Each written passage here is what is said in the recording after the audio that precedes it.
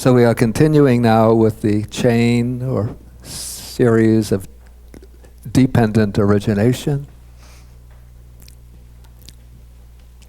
And now we move from feeling to contact.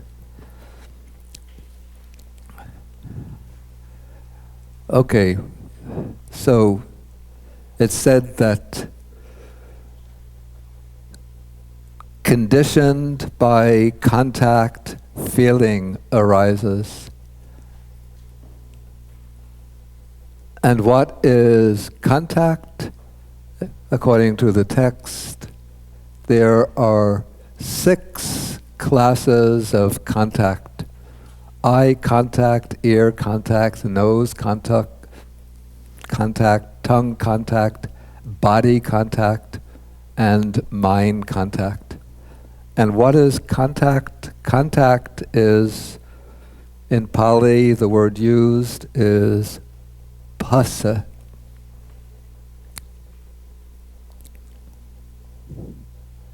And the literal meaning of phassa is touch.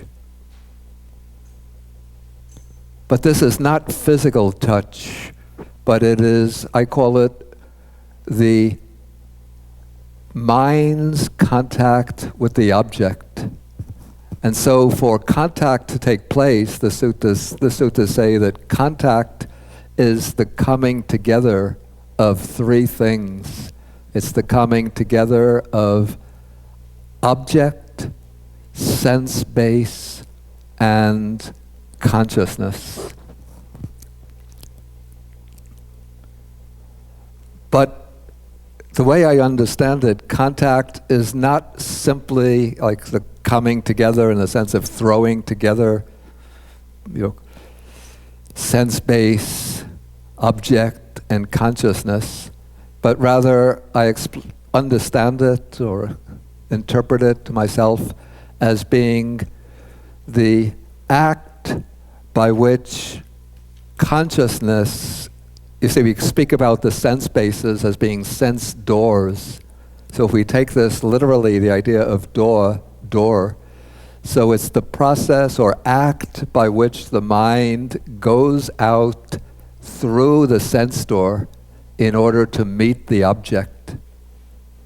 Or turning the idea around, it's the act by which the object comes in through the door of the sense space and encounters the mind or consciousness. So we have, according to the suttas, the coming together of I, visible form, and I consciousness is eye contact. And so for the other senses, the coming together of the mind base, mental phenomena, and mind consciousness is mind contact. Okay, so this is contact. And then for contact to take place, we speak about the 6 kinds of contact, and for contact to take place at all, the condition for that possibility is the existence of the 6 sense bases. So if there were no eye, there would be no eye contact. So if somebody's eyes are damaged, then they go blind, and so there can be no eye contact for that person. If the ear base is irreparably damaged, then there can be no ear contact. And so the 6 sense bases are the conditions for contact to take place.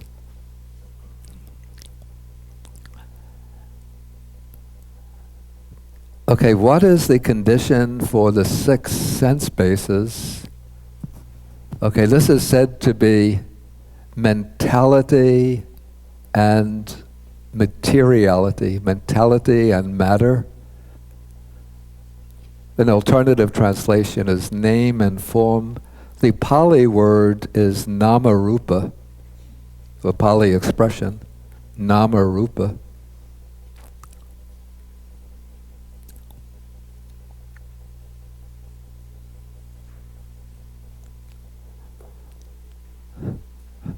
It seems that this expression, nama rupa, was in circulation during the Indian spiritual culture of the Buddha's time. So it's not a term that's original to the Buddha. And the word occurs in some of the Upanishads, the late portion of the Vedic literature, as referring to, let us say, everything in the world is said to be name and form. So in the Vedic or Upanishadic understanding, the form is the visible appearance of things, and nama is the concepts by which we designate and interpret the forms that appear to us.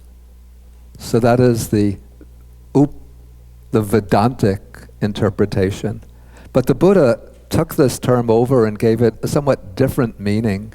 So the Buddha takes name and form, nama rupa, to refer to, maybe we can call this the psychophysical organism, excluding consciousness. So all of the other mental factors make up nama, or mentality, or name, and matter is materiality or form. And we find the two terms, what we find the compound is broken down in the sutta. So we have here feeling, perception, volition, contact, and attention. This is called mentality or name. So these are, like, the way I understand, like, these are the mental factors that are particularly responsible for designation, for naming things. And so we name things on the basis of the way we feel them, the way we perceive them, what is our intention or volition in regard to them.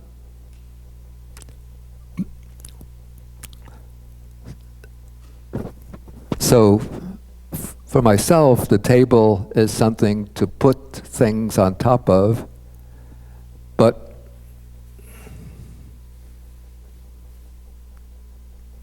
well, this example doesn't work so well with the table, but in Sri Lanka, I had a bookcase against the wall, and of course in the bookcase there are books, and so for me and other people, the objects on the wall in the bookcase are books, things to read, to study. But through the wall that came a particular creature that we call in Sinhalese weo, which means white ants or termites. And for the termites, wow, the books are delicious meal. And so their volition with regard to the book is quite different from our own. So I don't know how they speak amongst each other, but there's a really a delicious Abhidhamma book on that bookcase. And the other termite says, I find the Abhidhamma indigestible.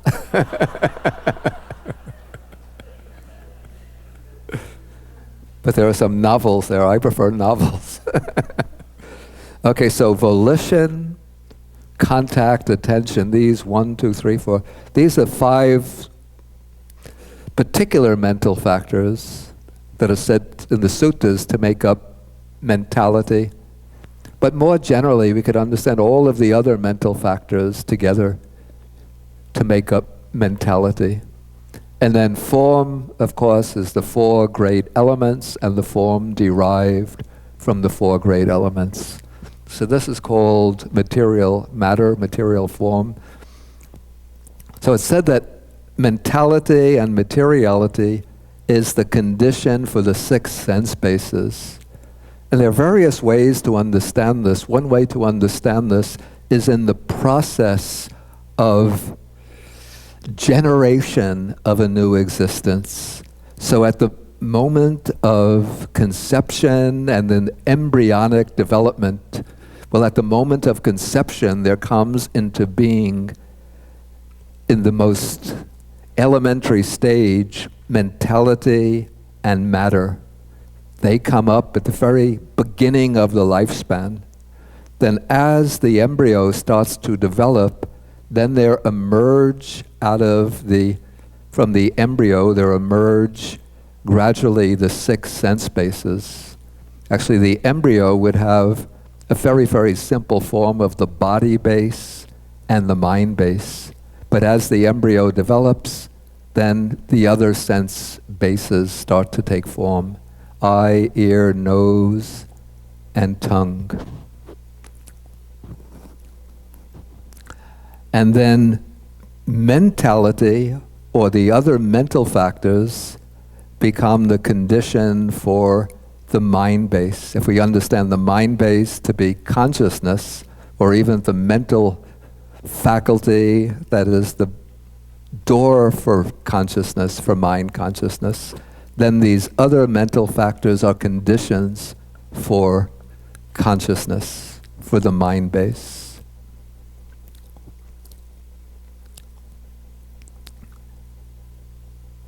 Okay, now in order for the condition for mentality and matter to emerge in a new existence and to begin to take shape, there has to be consciousness. So it's consciousness that initiates a new existence. That consciousness is what connects with the fertilized ovum to begin the process of existence. If the consciousness doesn't connect, then the process of existence does not begin. In other words, the ovum doesn't start the process of embryonic development. And so consciousness initiates or brings about the arising of mentality and materiality. And then throughout the whole course of life, there is a interplay or interdependency of consciousness and name and form. So right now, for example, we're mature adults, so we have consciousness and name and form. So consciousness, our consciousness, is a condition for feeling, perception, volitions, and all of the other mental functions. And consciousness is what enables this material form to be a living body. If consciousness departs, then the matter still exists there, but it's not the matter of a living body, of a conscious body. And we have an exemplification of this in a passage from the sutta. This is from the Mahanidana Sutta, what's called the Great Discourse on Causation. This is showing how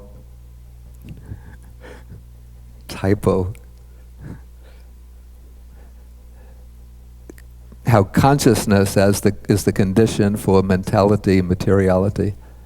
Okay, the Buddha is speaking to Ananda. He says, it was said that with consciousness as condition, there is mentality, materiality.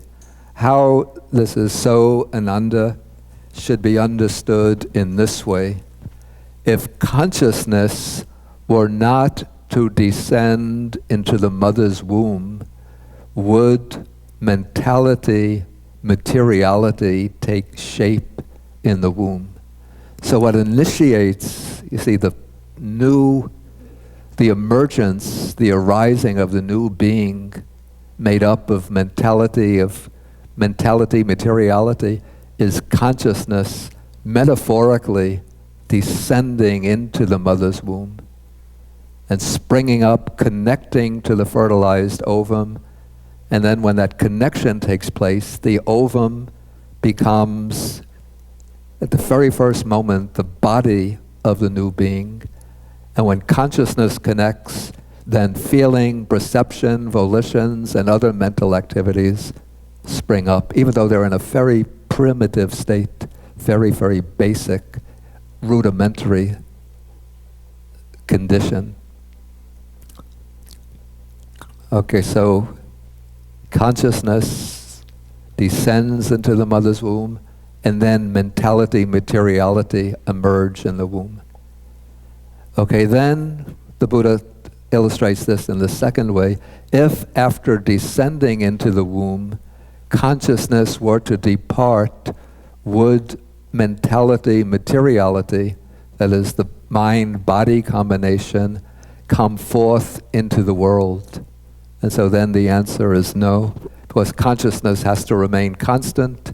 If something happens to the mother during the period of pregnancy and the embryo is injured, then consciousness is said to depart, and then there's no further growth of the embryo. So nama-rupa, mentality, materiality, won't come out into the world.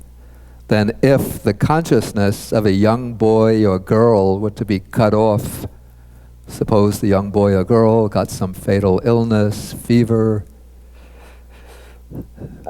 some injury that cut off the consciousness, then would mentality, materiality grow up, develop, and reach maturity? And so then the answer is no. And so in this way, the Buddha says, so in this way, it can be understood that the condition for mentality, materiality, is consciousness. Okay, there are some presentations of dependent origination that we find in the suttas which turn from consciousness, and then they ask, what is the condition for consciousness? And then the answer is given, mentality, materiality, or not name and form. So that presentation shows, here we can speak of true interdependence, or a mutuality relationship between consciousness and nama-rupa. So consciousness is the condition for mentality, materiality, and mentality, materiality is the condition for consciousness, since consciousness doesn't function in a vacuum, but consciousness, at least in the human realm and all of the realms that we're familiar with, depends upon a physical body. So it's embodied consciousness functioning through, on the basis of a nervous system, the brain, or if you will, the heart base, the sense organs. And then consciousness also depends on all of the other mental factors. So if there's no feeling, no perception, no volition, there's no consciousness. So consciousness is always accompanied by some felt tone to the experience, either pleasant, painful, or neutral. Consciousness is always conjoined with a perception by which one is focusing in and noting the features or characteristics of an object. And always going along with consciousness, there is some volition or intention regarding the object. And also there'll be some attention given to an object, and then a whole bundle of other mental factors. And so in this way, we could say that consciousness and name and form, in fact, there's a simile that comes in the sutta, which speaks about two stacks of hay supporting each other. So the left stack depends on the right stack stack depends on the left stack. If one pulls one bundle of hay away, the other bundle falls. And so this is what goes on through the whole course of a lifespan, is this interplay, interdependence, mutual support of consciousness and mentality, materiality. And so when we take that formulation of dependent origination, it stops with the interplay of consciousness and name and form. But in the 12-factored standard presentation of dependent origination, the Buddha goes back asking, what is the condition for consciousness? And then he provides the answer that the condition for consciousness are the volitional formations, the volitional activities. And so here in the sutta he says, what are the volitional formations, the sankharas, the volitional activities? There are these three kinds of volitional formations. The bodily volitional formation, this is volition that's expressing itself through bodily activity, through good or bad, wholesome or unwholesome deeds through the body. Then there is the verbal volitional formation.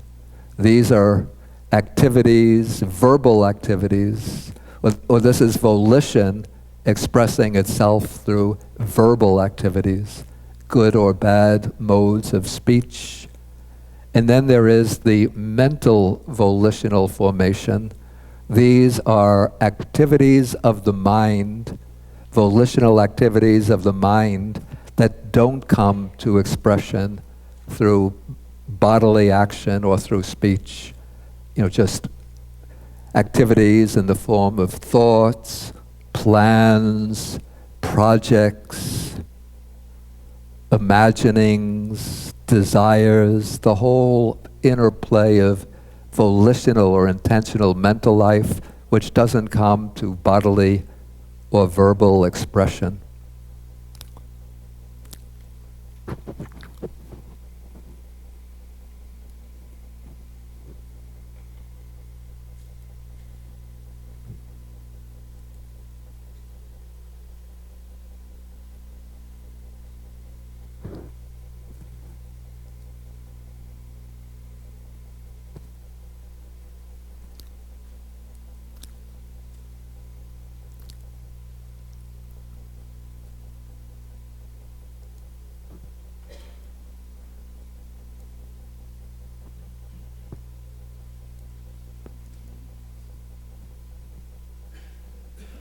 That's what I wanted. Okay.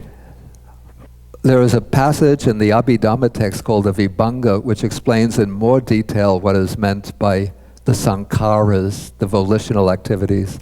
So it speaks about the meritorious volitional formation. That's the volition that motivates good or wholesome meritorious actions. Demeritorious volitional formation. This is the volition that motivates unwholesome activities. Then there is the imperturbable volitional formation. This is the volition present in the immaterial or formless meditative absorptions. Oh, actually, here we have definitions. So what is the meritorious volitional formation? Wholesome volition, whether of the sense sphere or the fine material sphere, consisting in giving, good conduct, or ethical conduct, or meditation.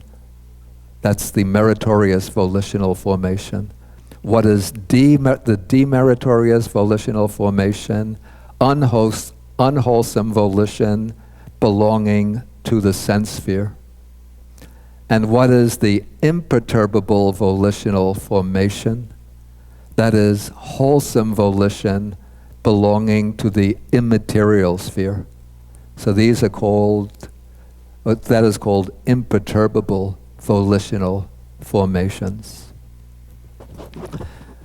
And so according to some ways of explaining, there is a gap of lifetimes between the volitional activities and consciousness, that it is the volitional activities in one lifespan that condition the arising of consciousness in the next lifespan. So our volitions in the previous life condition the arising of consciousness in this lifetime. And it's a particular volitional activity in the previous life that was the direct cause of the rebirth consciousness. And that rebirth consciousness, if you remember from last year's course, the rebirth consciousness also functions as the Bhavanga consciousness. That is what I would call the base level flow of subliminal consciousness. That is, beneath the threshold of direct awareness, there's one kind of consciousness which is always flowing, called the Bhavanga, except when it's interrupted by active states of consciousness. That kind of ground level consciousness, the Bhavanga, is a karmic result of a particular karma or volitional activity from the previous life. And then in the course of life, other states of consciousness, resultant chittas, arise through the maturing of karma, of other karmas, other volitional activities from our last life and many other lives before that. So this is like the process of seed and fruit. The karmas are the seed, the base or ground level consciousness and other experiences, other conscious experiences occur as the fruit of those karmic deeds. Okay, I said this is one way of explanation, but we also have to remember that any volition in the present is also conditioning the consciousness that arises along with itself. So if I make a determination, have a volition, okay, I'm going to sit in meditation. Okay, with that volition, the consciousness is sort of interwoven with it or interdependent on it. So that volition is a condition for the consciousness that's existing along with that volition. If I may have a volition, okay, I'm going to take a walk. Okay, that volition, along with that volition, take a walk, the consciousness is conditioned by that volition. So we could say that volition first conditions the consciousness existing along with it right at the same time, simultaneous consciousness. But those morally significant types of volition, unwholesome and wholesome, condition the arising of consciousness, particular types of consciousness in the next life and in other future lives.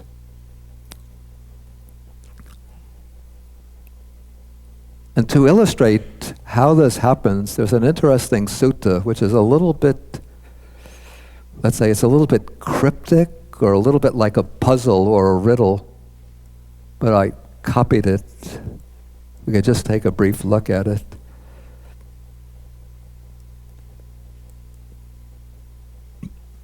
Okay, it goes like this. What one intends and what one constructs and whatever one has a tendency toward,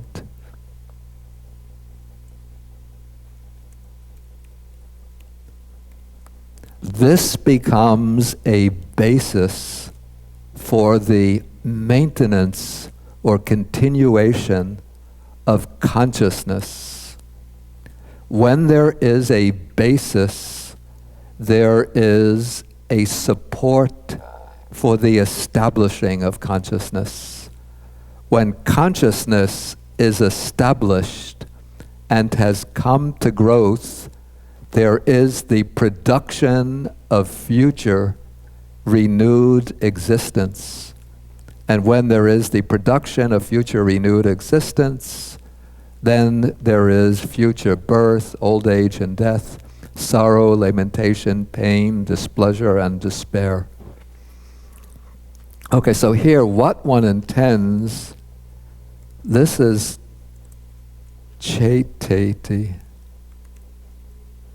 So this is the verb connected with the word chetana, which is what we render volition. Unfortunately, in English, for volition, we don't have a good verb. Volitionizes, volatilizes. So that's why I have to use a completely different verb, intends. What one constructs, this could refer to the different plans that one makes, the different activities in which one engages.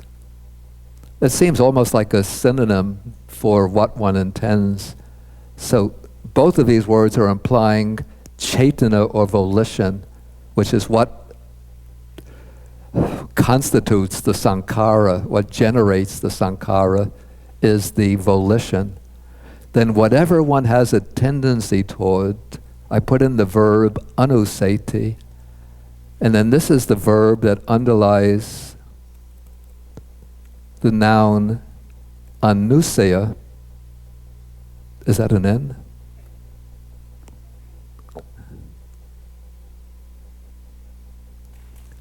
Anusaya, which we had yesterday, the underlying tendencies. And of the underlying tendencies, the two primary ones, we could say, will be raga, attachment, and avijja, ignorance. So this is attachment or craving and ignorance underlying the volitional activities. And when these are working together, then this becomes the basis for consciousness continuing. And so when there is some basis for consciousness continuing, then there is a support for the establishing of consciousness. That is, consciousness gets pushed on into a new existence, taking root in some new, physical organism, which will be the basis for that life. And so in this way, consciousness is getting established. Then when consciousness is established, and then the new being starts to grow, then there comes the production of new existence. And once the process of new existence starts, then there comes future birth, old age, and death.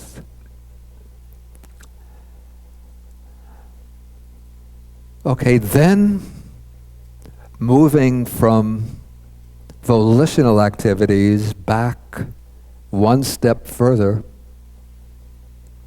we come to ignorance, avijja. And so ignorance here is explained according to the standard formula: not knowing suffering, not knowing the origin of suffering, not knowing the cessation, not knowing the path. This is called ignorance. Well, you could also say ignorance means not knowing impermanence, suffering, non-self, not knowing dependent origination itself.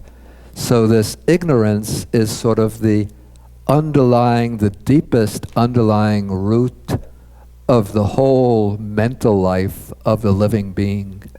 And when there is this avijja, ignorance, which covers up the true nature of things. Then there comes the... Are you giving a signal to me? Oh, I see.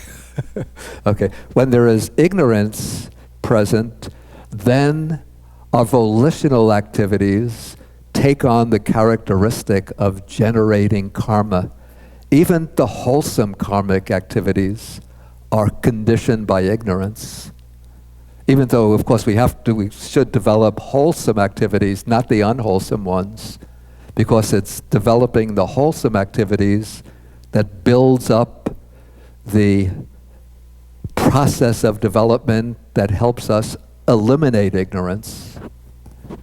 But at the mundane level, the worldly level, even the mundane, good, worthy, wholesome activities are still rooted in ignorance.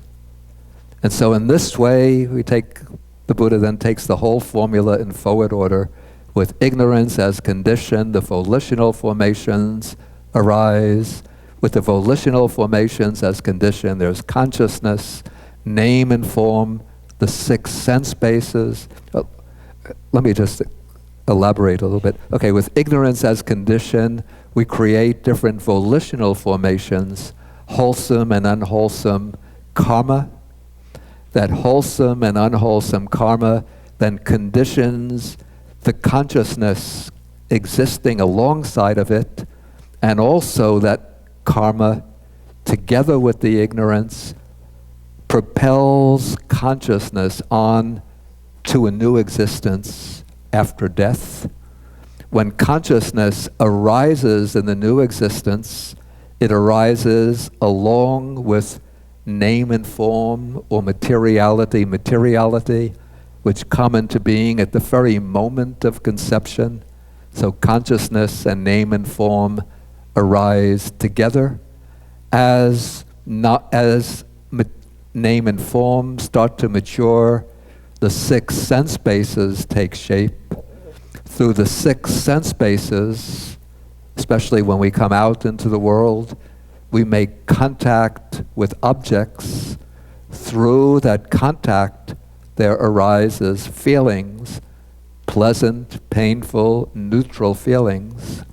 On account of those feelings, we crave to enjoy more of the pleasant feelings.